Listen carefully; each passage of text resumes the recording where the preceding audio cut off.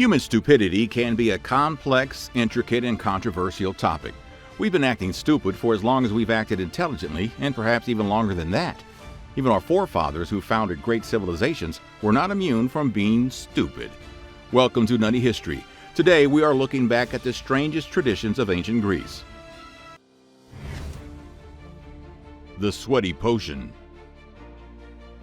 If ancient Greek athletics was a sport today, it would only belong in the dark corners of the internet where people go when they feel frisky, you may say. Exclusive for men on most occasions, Greek athletes had to compete all bare for the entertainment of other men. And of course, they would lather themselves in oil before entering an arena. Kind of weird, huh? Also kind of weird that I'm doing this with my hands. What is this about? After the event, it won't be just oil on their Greek tone-naked body, but they would also have a fair amount of dirt and sweat, often blood and other filth mixed with it. So afterward, the athletes scraped all that sweat, filth, and dead skin off their bodies, but they won't do it themselves. Instead, they had a group of peasants working as gloyos, or collectors, to do just that. These peasants would run around collecting all the scrapings and bottling up all the weird, disgusting things that fell off the athletes' bodies. Wait, bottling it up? Oh yeah, because this filth would be then sold in Greek cities as medicine, lotion, steroids, you name it. Greeks believed that the man juice that these athletes produced during sports events and practice contained the essence of fitness and well-being that these athletes were graced with. So it can help calm aches and pains, improve performances. Ugh, you get the idea. Let me ask you something. Would you have bought these filth ointments? The filthiest dog meal.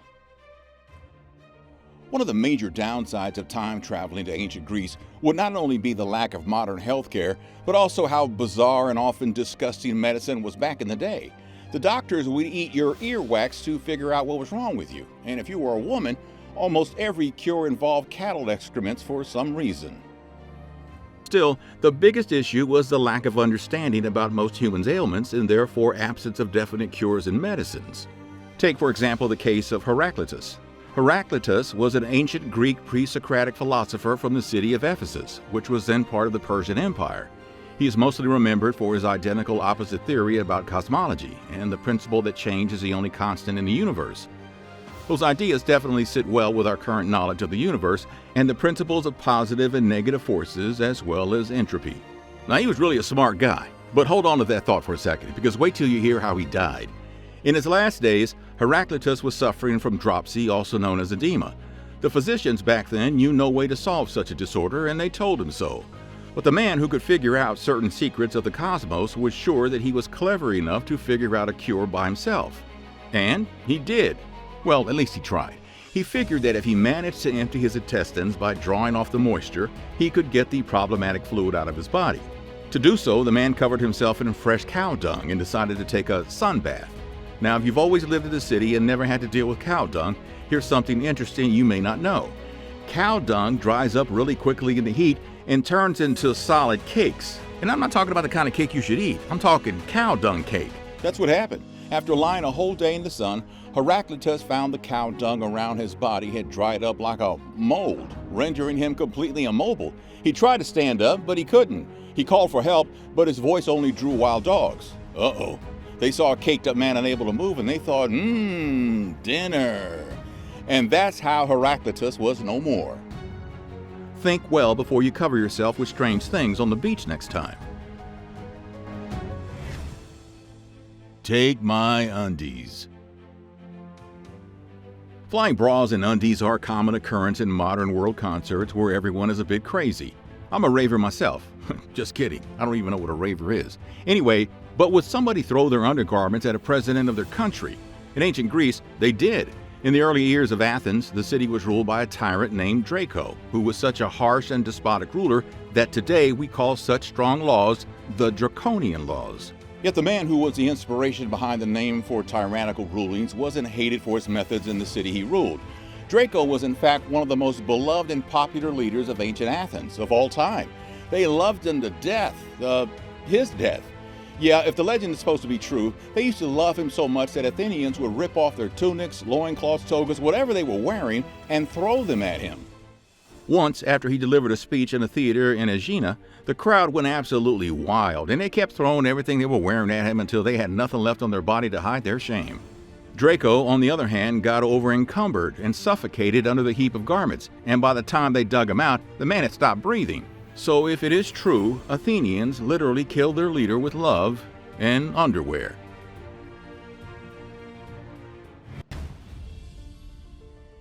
Kissing women was weird? To be honest, Greeks were very fond of kissing. Kissing was one of the most common forms of greeting. Even if one was meeting someone for the first time, men would greet their peers most commonly with a kiss on the hand, which became a gesture to pay respect to the royalty in the following times. Sometimes, kissing other men on the cheeks like how modern Italians do was also quite acceptable. Some men who were close enough would show their affinity by kissing each other on the lips as well, but that doesn't necessarily mean that they were that close. But hey, no judgment. However, if a man dared to kiss his dear wife in public, now that would be a scandal in ancient Greece. Today, kissing your female partner is very much an accepted form of affection in public in a large part of the world. But in ancient Greece, it was a sign of weakness. Aspasia of Miletus was a controversial figure on her own in ancient Greece, and it didn't help that her husband, the great politician Pericles, would often kiss her on the mouth in public for the ire of every moral-abiding Athenian citizen. The reason behind such prudency was the matter of gender roles. In ancient Greece, we all know women were considered inferior, while the act of kissing was considered a gesture of equality between the two parties. So every time Pericles or any other Greek men kissed their wives, they were hurting the fragile social fabric which was not acceptable among conservatives. I mean, even today, people rub their noses in a matter of who can kiss who, so not a lot has changed. The ancient quill warrior. The internet is both a good and bad place. Unfortunately, worse than better for the most part. Most of the time, it's the human presence that makes the internet a dirty swamp full of nasty monsters. Monsters such as scammers and trolls, the lewds, the weebs, and of course, even if you stay away from all the filth and try simply to have intellectual conversations, you will still find the keyboard warriors. Yes, I'm looking at you. You know who you are in the comments. Don't try to hide now. We know you're there typing, actually, about something we mentioned in this video. Well, guess what? There were keyboard warriors back then in ancient Greece as well. Or shall we say, quill warriors, because, they used quills to write back then. We all know the story of how Diogenes trolled Plato for calling humans fearless bipeds. But there was a certain man who took it to a whole other level of seriousness. Meet Philetas. Now, he may have been the great-great-great-great-great-grandfather of all keyboard warriors of our time. He was obsessed with correcting people so much that he could have been the first person to use the phrase, actually. His obsession drove him so crazy that he would spend hours and hours writing up paper after paper to people explaining how they use a word wrong, made a grammatical error, or committed a logical fallacy. He got so caught up writing them that legend has it that he starved to death while pedantically pointing out a poor word choice. And pedantically is a word I'll probably never ever use again. His tomb was engraved with the words, "Stranger, Philetas is my name. I lay slain by fallacious arguments, and cares protracted from the evening through the night." The God Complex. Have you heard of the tale of Empedocles the Wise? It's not a tale that normal ancient Greeks would like to talk about, but we do. Empedocles' philosophy is best known for originating the cosmogonic theory of the four classical elements: fire, earth, water, and air. All he needed was some heart and he could have summoned up Captain Planet. But instead, he came up with another theory about love and strife and how they could affect other elements. Our story begins when Empedocles, a philosopher, met an alien woman whose misery was beyond any physician she had met till now. Empedocles asked her to let him treat her. Out of options, the woman agreed, and by some freak of a coincidence, Empedocles' treatment actually worked. The man was over the moon to see that he had bested all the known physicians in nearby towns, but he didn't just stop being gaudy about his achievement. The man came to the conclusion that what he had accomplished here was not just science, but it must have been a miracle, ipso facto, making him a god.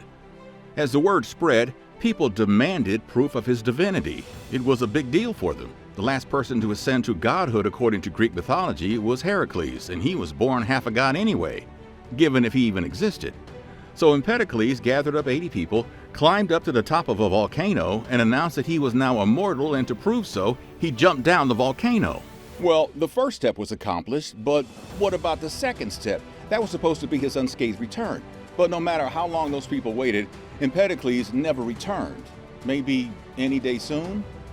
Tell us in the comments which other civilizations' dumb practices would you like to know about next. So long, our amazing fans. We'll see you next time on Nutty History.